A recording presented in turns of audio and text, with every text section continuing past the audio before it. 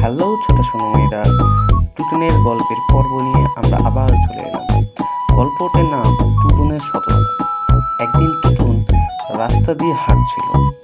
হাঁটতে হাঁটতে জঙ্গলে প্রবেশ করে। জঙ্গলের মধ্যে ছিল এক বড় বটগাছ। বটগাছের নিচে একটি সুন্দর মেয়ে বসে কান্না করছে। টুটুন কান্নার শব্দ পেয়ে তার কাছে যায়, গিয়ে জিজ্ঞেস করে, কি হয়েছে তোমার? তুমি কাঁদছো কেন?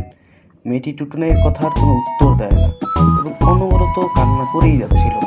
টুটুন আবার জিজ্ঞেস করলো, এই মেয়ে, তুমি কাঁদছো কেন? চলো চলো উঠো, দেখছি সন্ধ্যা হয়ে গেল। গ্রামের লোকেদের কাছে শুনেছি রাত হলে এই জঙ্গলে এক মানুষ খেকো পেত্নী আসে। চলো এখনই আমার সাথে, না হলে পেত্নী আমাদের ধরে নিয়ে যাবে। এবার মেয়েটি মুখ তুলে তাকালো এবং উঠে টুটুনের সাথে চলতে শুরু করলো। টুটুন চলতে চলতে রাস্তা হারিয়ে জঙ্গলের আরো ভিতরের দিকে ঢুকতে থাকলো।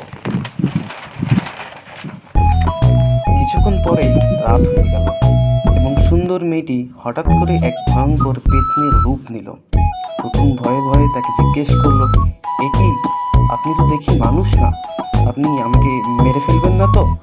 দয়া করে আমাকে যেতে দিন। পেত্নীটি বলল, না, আজ তোকে যেতে দিব না। পেলাম আজ খুব মজার খাবার পেলাম, বলেই জোরে জোরে হাসতে শুরু করলো। টুটুন বলল, আমাকে যেতে দিন, দয়া করে আমাকে যেতে দিন। পেত্নী টুটুনকে দেখে অন্য বুদ্ধি মাথায় খেললো। সে টুটুনকে নিজের বদলে দুটো শিশু আনতে বলল। টুটুন কোনো উপায় না পেয়ে রাজি হয়ে যায় এবং দুটো বাচ্চা আনার জন্য গ্রামে যায়।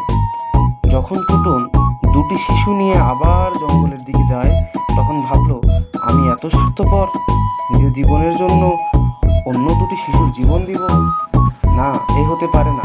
পরে সে বাচ্চাদের রেখে নিজেই একা যায় জঙ্গলে এবং পেত্নীকে বলে, আমাকে খেয়ে নিজের ক্ষুধা মেটাও, তাও আমি তোমাদের বাচ্চা দিব। পেত্নী টুটুনের সততায় মুগ্ধ হয়ে যায় এবং তাকে যেতে দেয়। ধন্যবাদ।